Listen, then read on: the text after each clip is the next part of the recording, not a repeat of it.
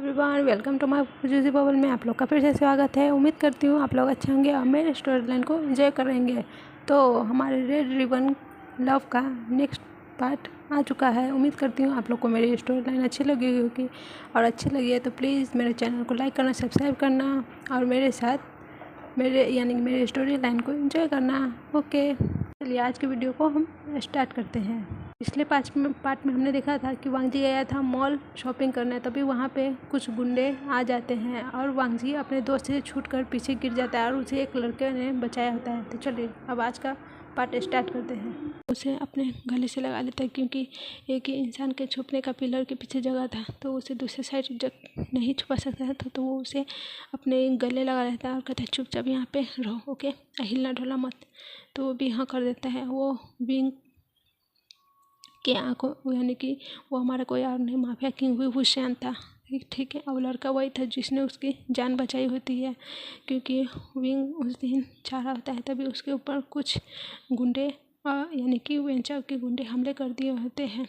और वांगजी को भी वो देख लेता है कि उसके तरफ ट्रक आता है, इसी वजह से वो उसे बचाकर वहाँ से जल्दी से निकल जाता है, क्योंकि वो यानी कि वेंचर के गुंडे उसके पीछे पड़े हुए थे। इसलिए वो वांगजी की थैंक यू भी नहीं सुनता। जो वांगजी कहने वाला था वहाँ से जल्दी जल्दी में चला जाता है। तो आप लोग को पता ही चला गया होगा कि वो हमारा विभूषण है। यहाँ भी वांगजी उसके आँखों पे देख रहा होता है, उसके हैंड पे वो रेड रिबन। उनकी पोजीशन थोड़ी ऑकवर्ड थी क्योंकि वांगजी दीवार से चिपका हुआ था और विंग उसके आगे, यानी कि वांगजी और विंग आगे आमने सामने थे और वांगजी दीवार से चिपका होता है और विंग उसके एकदम सट के खड़ा हुआ होता है और वह बार बार यानी कि पीछे अपना हेड कर करके सब कुछ देख भी रहा होता है और शूटिंग भी कर रहा होता है। वांगजी की हार्ट बीट बहुत ही ज़्यादा फास्ट हो गई होती है। उसे समझ में नहीं आ रहा था कि वो उसे क्या हो गया, क्या उसे कोई बीमारी तो नहीं हो गई होती है।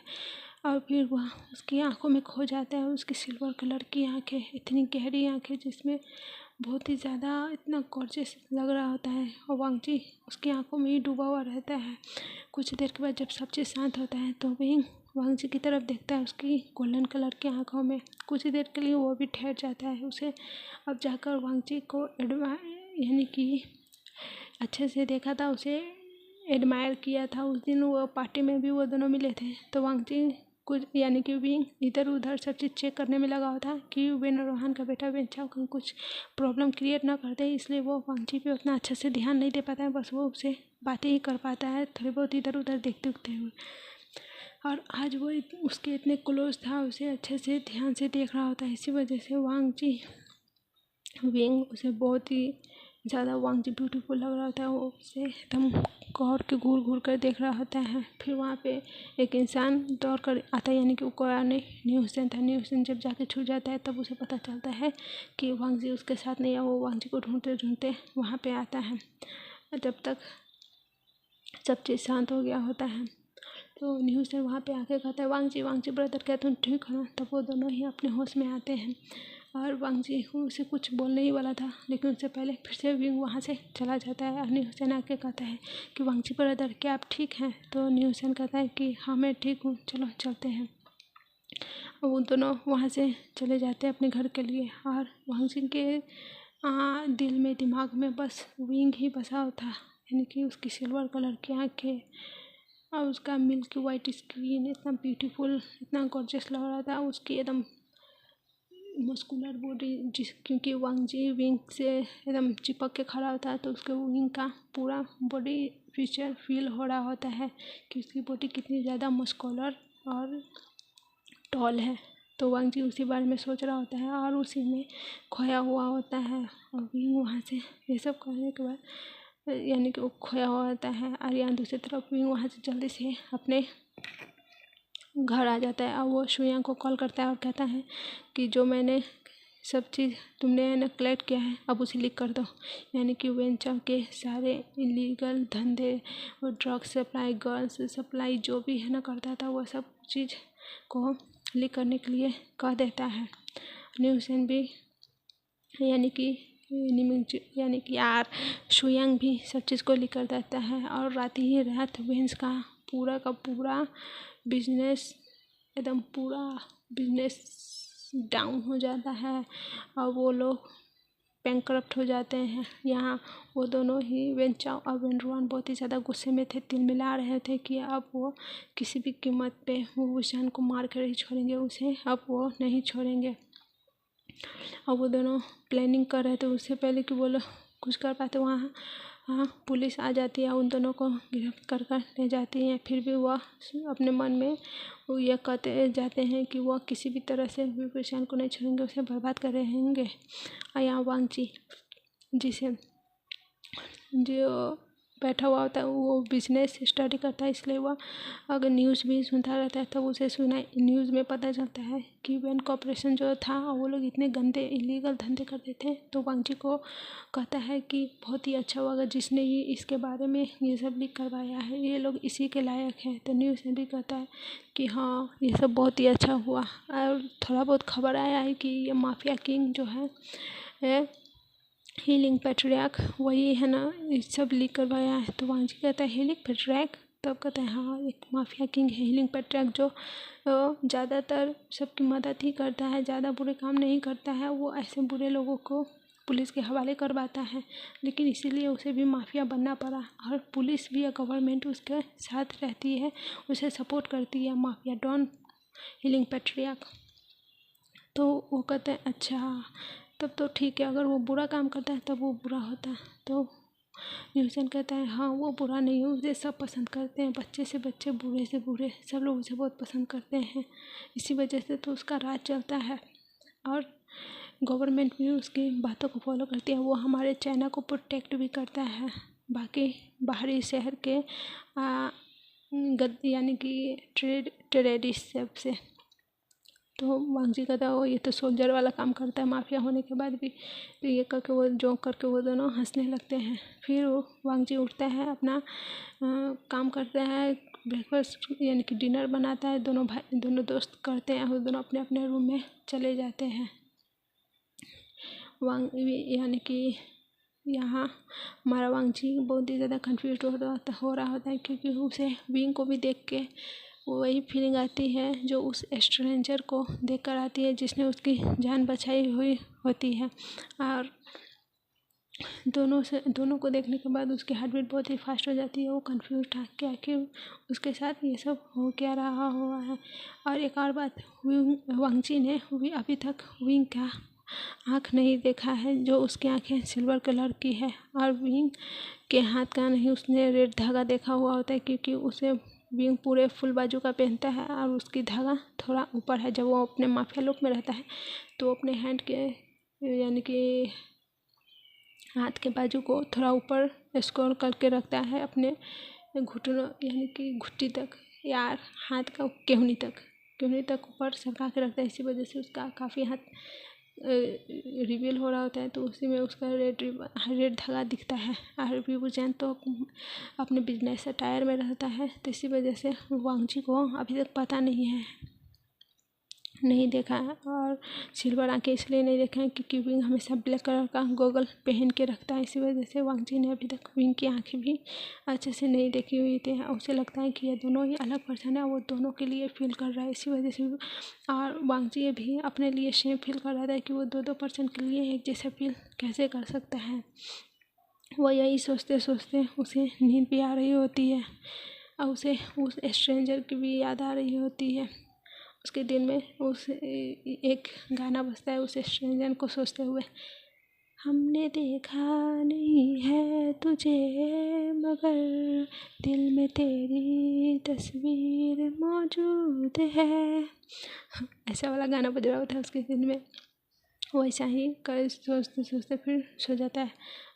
अब हमें नेक्स्ट मॉर्निंग का दिखाया जाता है। वांग ची जल्दी से उठता है, रेडी होता है और रेडी शेडी होता है, जल्दी जल्दी खुद को तैयार करता है, ब्रेकफास्ट करता है, हुसैन को भी उठा देता है जल्दी कि उठ जा। हुसैन अपने ब्रदर के ही ऑफिस में ज्वाइन हो जाता है। कॉलेज कंप्लीट करने के बाद वांग ची वहाँ वे कॉर्पोरेशन में ज्वाइन हो जाता है। वांग ची जल्दी से उठता है, रेडी हो जाता है और वे कॉर्पोरेशन के लिए निकल जाता है, क्योंकि वो अभी इंटर्न था तो वो लेट नहीं हो सकता है। और ये भी कि उसका आज फर्स्ट दिन था, तो किसी भी तरह से ये नहीं, यानी कि फर्स्ट दिन ही उसका एक हफ्ता हो चुका हुआ होता है। वो जल्दी से रेडी होकर भाग जाता है। वो नहीं चाहता है कि उसका गलत इम्प्रेशन यानी कि कुछ भी यार पड़े वहाँ के बॉस पे, इसलिए वो जल्दी से रेडी होके भाग जाता है वहाँ। आज वह बैठ के अपने केबिन में काम ही कर रहा था, तब वो वहाँ पे शुयांग आता है। शुयांग वांग जी को एक फाइल थमा देता है और कहता है कि तुम जाके बॉस से ये इसमें साइन लिया, मुझे कुछ काम है इसलिए मैं नहीं जा रहा हूँ, पर कह देना कि शुयांग अच्छा डिपार्टमेंट के यहाँ पे गया है कुछ काम के लिए, ठीक है। तो कह देता है ओके सर मैं कह दूँगा। वो वहाँ से फाइल लेकर विंग के रूम में चला जाता है। वहीं दूसरी तरफ विंग अभी मीटिंग करके आया हुआ होता है और उससे बहुत ही ज़्यादा स्ट्रेस ले रहा होता है, क्योंकि उसका बहुत ही हेडेक वाला वो मीटिंग गया हुआ होता है। उसमें जितने भी उसके यानी कि उसके कंपनी के जो शेयर होल्डर्स थे वो सब अपनी अपनी बेटी को भी लेके आए हुए थे, और सब विंग के उसी मीटिंग में सब चीज़ मीटिंग ख़त्म करने के बाद वो सब अपनी बेटी से भी उसे मिला रहे होते हैं कि ये हमारी बेटी ऐसी है वैसी है, अच्छी है, ये इसको इतना शौक है, ये आपसे काफ़ी ज़्यादा मेल करती है, ये आपको पसंद करती है, ऐसे करके उसका वो लोग पूरा 2 घंटा ले लेते हैं मीटिंग ख़त्म होने के बाद। इसी वजह से वांग जी को यानी कि विंग बहुत ही ज़्यादा गुस्से में भी था उन सब पे कि वो लोग यहाँ मीटिंग करने आए होते हैं कि अपने बेटी से इंट्रोडक्शन करवाए हैं आए हुए होते हैं। इसी वजह से विंग गुस्सा भी होता है और वो थोड़ा फ्रस्ट्रेट होकर वहाँ पे बैठा हुआ होता है, और गुस्से में उसने अपने यानी कि स्लिप्स भी ऊपर करे हुए होते हैं हैंड से, और उसने अपने आँख से गॉगल्स भी हटा रखे होते हैं और थोड़ा बहुत अपना शर्ट भी खोल रखा होता है और अपना यानी कि टाई भी लूज़ करके एकदम अभी माफिया वाला लुक में बैठा हुआ होता है और बहुत ही ज़्यादा गुस्से में था। तभी वहाँ पे वांग जी आता है फाइल लेकर, और वो विंग के यानी कि विंग पीछे टर्न करके बैठा होता है कुर्सी को। वांग जी आता है, कहता है सर शुयांग सर ने मुझे भेजा है ये फाइल लेके साइन करवाने के लिए, आप क्या वो कुछ काम से गए हुए दूसरी जगह। वांग जी विंग जब पीछे मुड़ता है तो वो वांग जी को देख के शॉक्ड हो जाता है, और वांग जी भी विंग को देख के शॉक्ड हो जाता है, क्योंकि विंग का पूरा हुलिया ही चेंज हुआ होता है इसी वजह से, और जिसकी वजह से वांग जी ने यानी कि जिसकी वजह से वांग जी शॉक्ड हो गया होता है, क्योंकि उसने विंग को अभी इस हुलिया में नहीं देखा हुआ होता है।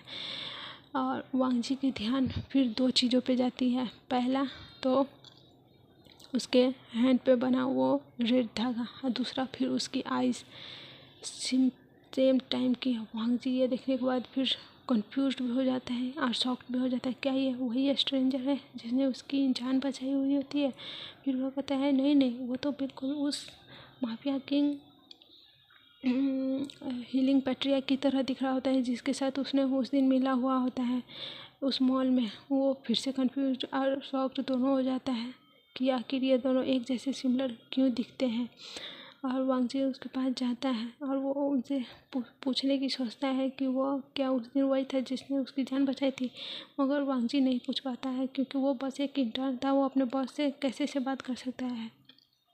तो विंग उतना माइंड नहीं करता है, क्योंकि उस दिन विंग ने वांग जी का फेस नहीं देखा हुआ होता है। इसी वजह से वो विंग उसे बुलाता है, उसके फाइल लेकर उसमें साइन करके दे देता है। उसे कहता है कि मेरे लिए प्लीज़ एक कॉफ़ी ला देना कड़ी सी, क्योंकि मुझे बहुत ही ज़्यादा हेडेक हो रहा है। तो वांग जी फाइल लेता है और हाँ करके वहाँ से जाने लगता है, और वो इसी सोच में था कि आखिर वो दोनों लोग एक जैसे सिमिलर क्यों दिख रहे हैं। इसे यही सोचते सोचते वांग जी जाता है, वो फाइल को नीचे रख देता है जहाँ पे शुयांग ने कहा था, और फिर वह चला जाता है कॉफ़ी बनाकर फिर वो विंग के पास लाता है। और वो विंग को अच्छे से गौर से देख रहा होता है कि क्या ये वही है, वो यानी कि कंफर्म करने की कोशिश कर रहा होता है। वो हैंड का रेड धागा वो सेम वैसा ही है, उसी तरह उसकी सिल्वर कलर की आँखें सेम वैसा ही सेम टू कॉपी दिख रहा होता है। इसी वजह से वांग जी उसे घूर घूर कर देख रहा होता है। विंग को यह फील होता है, तो विंग उसे कहता है कि क्या हुआ, तुम मुझे ऐसे क्यों घूर के देख रहे हो, क्या तुम मुझ में इंटरेस्टेड हो। विंग ऐसे फ्लर्टी वे में कहता है, तो वांग जी है ना हकलाने लगता है, कहता है नहीं सर ऐसा कुछ भी नहीं है, मैं जा रहा हूँ। तो विंग कहता है रुको थोड़ा, तुम इतना हकला क्यों रहे हो। तो वांग जी को समझ में नहीं आता है कि वो क्या करे, वो फिर भी हकलाते हुए कहता है सर मैं जाना चाहता हूँ यहाँ से। तो विंग कहता है ओके जाओ, इतना घबराओ मत, मैं कोई जानवर नहीं हूँ जो तुम्हें खा जाऊँगा, जाओ आराम से जाओ, अपना तुम्हारा इंटर्न चल रहा है ना, तो वांगजी तुम्हारा इंटर्न कैसे चल रहा है, तुम कुछ सीखे कि नहीं, ये सब विंग पूछता है। तो वांगजी कहता है कि हाँ मैं बहुत ही कुछ सीख रहा हूँ सर, आपका शुक्रिया मुझे यहाँ लेने के लिए। तो विंग कहता है तुम्हें मुझे शुक्रिया कहने की ज़रूरत नहीं है, जाओ तुम अपना काम करो। तो वांगजी वहाँ से फिर चला जाता है। वो भी इसी सोच में रहता है क्या आखिर सर को तो मैंने देखा है हर किसी के साथ बहुत ही ज़्यादा चिल्ला कर बिहेव करते हैं, वो मेरे साथ इतने पोलाइट क्यों रहते हैं। यहीं दूसरी तरफ हमें विंग को दिखाया जाता है, विंग के दिल में भी वांगजी के लिए एक सॉफ्ट कॉर्नर छोड़ो, उसके दिल में यानी कि फीलिंग्स डेवलप हो चुकी हुई होती है, वो उसे भी पसंद कर रहा होता है। लेकिन वह विंग को अभी उतना अच्छे से समझ में नहीं आ रहा होता है कि वो उसे पसंद कर रहा है कि वो इसे उसकी तरफ अट्रैक्ट हो रहा है। विंग को लगता है कि शायद वो उसकी ब्यूटी की वजह से उसकी तरफ अट्रैक्ट हो रहा है, तो इसलिए वो पहले कंफर्म करना चाहता था कि वो आखिर चाहता क्या है। इसी वजह से विंग उतना खासा धीरे धीरे अप्रोच भी करता है। वो देख रहा होता है कि वांगजी भी शायद उसे पसंद करता है, लेकिन वो कहने से हिचकिचा रहा है क्योंकि बॉस को कौन प्रपोज करेगा। इसी वजह से विंग भी थोड़ा अभी शांत है क्योंकि उसका भी कुछ मोटिव था, इसलिए वो चाहता है कि पहले वो कर ले फिर वह बाकी सब वांगजी से प्रपोज करेगा वैलेंटाइन डे के दिन। कुछ दिन के बाद वैलेंटाइन डे भी आने वाला है। और यहीं दूसरी तरफ हमें वेन रोहान को दिखाया जाता है जो कि जेल में दोनों बाप बेटे बंद होते हैं, फिर भी विंग को हार्म करने के लिए यानी कि हर्ट करने के लिए कुछ प्लान कर रहे होते हैं। और वेन चाओ को वेन रोहान कहता है कि मैंने जो प्लान किया है उस पर अब हमें काम करना चाहिए। तो वेन रोहान की बात सुनकर वेन चाओ कहता है ओके डैड, और वेन रोहान एक्ट करने लगता है कि जैसे कि उसकी तबीयत बहुत ख़राब हो गई है, उसकी सांसें नहीं फूल रही, उसकी सांस लेने में प्रॉब्लम हो रही है, ऐसे वो एक्ट करने लगता है। और वहाँ के पुलिस स्टाफ ये सब भी देख के बाद घबरा जाते हैं कि ये इसे अगर कुछ हो गया तो बहुत ही ज़्यादा प्रॉब्लम हो जाएगी। और सर लोग उसे उन लोगों को ही रहते हैं तो वो लोग जल्दी जल्दी उसे निकालते हैं बिना सोचे समझे। और वेंचर भी जिद करने लगता है कि उसके डैड की तबीयत ख़राब है, वो अपने डैड के साथ ही रहेगा। वो दोनों वहाँ से निकल जाते हैं। जब वो लोग वेन से जा ही रहे होते हैं तो वहाँ पे 4-5 गाड़ी और आ जाती हैं, जिसे वेन रोहान ने किसी भी तरह से कांटेक्ट करके इन्फॉर्म कर दिया होता है, यानी कि वो लोग कांटेक्ट कर देते हैं। तो वो लोग वहाँ पे पहुँच जाते हैं और पुलिस के जो यानी कि गाड़ियाँ थी, यानी कि पुलिस के जितने सारे पुलिस सब थे उन सब को शूट कर वहाँ पे मार डालते हैं। अवेन रोहान अवेन चाओ को लेकर वहाँ से चले जाते हैं। यहाँ दूसरी तरफ हमें विंग को दिखाया जाता है जो कि वैलेंटाइन डे पे वांगजी को प्रपोज करने के लिए सब चीज़ कर रहा होता है। और वह सुयांग से भी कहता है कि वो उसे पसंद करने लगा है, वो अब कंफर्म हो गया, वो उसे वैलेंटाइन डे पे प्रपोज करेगा। और यहाँ वांगजी भी समझ गया होता है कि वह सर ही है जो कि उसे पसंद करते हैं, मगर वो फिर भी एक बार पूछना चाहता था कि क्या वो वही है जिसने उसकी जान बचाई हुई होती है। और लेकिन वो पूछ नहीं पाता है। वह जब भी आता है ऑफिस में तो वो चुपके सर को देखता है, उन्हें एडमायर करता है, और उसकी हिम्मत नहीं होती है कि वो सर से जाके कह सके, यानी विभूषण से जाके कह सके कि वो उसे पसंद करने लगा है। ऐसा ही करते कुछ दिन आ जाता है और वैलेंटाइन डे पे वांगजी भी सोचता है कि वो एक बार प्रपोज करके देखेगा। हाँ, वो अपनी फीलिंग्स को अपने अंदर तक ही नहीं रखेगा, वो उन्हें प्रपोज करेगा। अगर उन्होंने एक्सेप्ट किया तो ठीक है, नहीं तो वो दोबारा ट्राई करके देखेगा, दोबारा ट्राई करेगा। वो गिव अप नहीं करेगा क्योंकि वो समझ गया होता है कि वो विभूषण से बहुत ही ज़्यादा प्यार करने लगा होता है। उसके बिना वो नहीं रख सकता, रात भर उसे नींद भी नहीं आती, उसे ड्रीम भी आता है विभूषण का। तो वो समझ चुका होता है कि उसे विभूषण से बहुत ही ज़्यादा प्यार हो गया है। उसके लाइफ में पहली बार कोई ऐसा इंसान है जिसे वो अपने पास रखना चाहता है, क्योंकि वो बचपन से ही अकेला रहा है, तो इसलिए उसने सोचा है कि वो कभी भी किसी को अपने लाइफ में नहीं लाएगा। मगर विभूषण के साथ उसका इतना गहरा बॉन्डिंग हो गया है उसे बिना जाने जाने अनजाने में कि वह समझ नहीं पा रहा होता है कि वह अब क्या करे। और यहाँ विंग भी अनाथ था, उसका भी कोई नहीं था, तो विंग को भी वांगजी से वैसा ही अट्रैक्शन वही वाली बॉन्डिंग, एकदम स्ट्रॉन्ग बॉन्डिंग फील हो रही होती है। विंग भी सोचता है कि वो वैलेंटाइन डे पे वांगजी को प्रपोज करेगा। वो दोनों ही यह सोच कर बहुत ही ज़्यादा खुश हो रहे होते हैं, एक दूसरे से अनजान कि वो दोनों ही एक दूसरे से प्यार करते हैं। विंग भी यहाँ कहता है कि वो इसे प्रपोज करेगा, एक्सेप्ट किया तो ठीक, और नहीं तो वो फिर दोबारा ट्राई करेगा, वो बार बार ट्राई करेगा। लेकिन वो वांग जी को अपने हाथ यानी कि अपने से दूर नहीं जाने दे सकता है, क्योंकि वो उस समझ में आ गया है कि वो उसकी अब लाइफ बन चुका है जिससे वो दूर नहीं रह सकता है। तो इसलिए विंग कहता है कि वो किसी भी तरह से वांग जी को अपना बनाएगा। इसमें कोई ओमेगा वर्ड्स नहीं है, दोनों ही मेल होने वाले हैं, लेकिन इसमें मेल प्रेगनेंसी आपको दिखाई जाएगी। ओके, तो ऐसे ही करते करते वैलेंटाइन डे वाला दिन आ जाता है। वांग जी जो कि बहुत ही ज़्यादा एक्साइटेड था विंग से यह कहने के लिए, और विंग भी बहुत ही अच्छा से पूरा डेकोरेट करने के बाद वांग जी को मैसेज कर देता है कि वो वहाँ आ जाए, उसे वो ज़रूरी काम है। और वांग जी भी सोचता है कि उसे भी तो सर से ही मिलना है। अच्छा हुआ कि सर ने ही कॉल कर दिया, नहीं तो वो पास में जाने से थोड़ा घबराता, अभी ऐसा ही जाएगा। तो बहुत ही अच्छे से रेडी वेडी होने के बाद बहुत ही अच्छा एकदम वाइट कलर का शर्ट पहनता है, नीचे से ब्लू कलर का जीन्स पहनता है, ऊपर से वाइट कलर का यानी कि ब्लू कलर का ही जैकेट पहनता है। वो आज ऑफिस एंड टायर में नहीं रेडी हुआ होता है, क्योंकि आज पूरा सबका छुट्टी हुआ होता है, तो वो बस कुछ काम के लिए ना बुलाए हैं, तो इसलिए वो सोचता है कि आज वो बहुत अच्छे से रेडी होगा। उसके लंबे लंबे हेयर भी थे, वो तो वो एक पोनीटेल बनाता है। वो आज लिप बाम भी लगाता है अपने लिप्स पे, क्योंकि वो आज प्रपोज करने वाला था, इसलिए वो बहुत ही अच्छे से बहुत ही ब्यूटीफुली रेडी होता है, बहुत ही ज़्यादा गॉर्जियस लग रहा होता है देखने में। इधर विंग भी बहुत ही अच्छे से रेडी होता है, ब्लैक और रेड कलर का कोट पहनता है, जिसमें वो बहुत ही खूबसूरत यानी कि बहुत ही ज़्यादा हैंडसम लग रहा था। उसकी बियर्ड चेस्ट भी उसमें विजिबल हो रही थी, क्योंकि वह दो चार यानी कि जो आप लोग है ना चेस्ट खुला हुआ वाला कोट तो देखा ही होगा, जो पूरा ब्रीवर हो के नीचे से बस 2 बटन रहता है, उस टाइप का वो कोट पहने हुआ होता है। वो बहुत ही ज़्यादा हैंडसम लग रहा होता है। वो एक होटल में वांग जी को बुलाया होता है बैक साइड में, जिसमें उसने बहुत ही अच्छे से तैयारी की हुई थी। वहाँ शाम का टाइम था, शाम का टाइम नहीं था यानी कि दोपहर का टाइम था, और वांग जी को विंग ने वहाँ बुलाया हुआ होता है, क्योंकि वह थोड़ी देर होटल में टाइम पास यानी कि थोड़ा इधर उधर की बातें करता, और शाम में उसे ले जाकर प्रपोज करता एकदम डिम लाइट पे, जिसमें रोशनी पूरा बहुत ही खूबसूरत से वो सजाया हुआ होता है।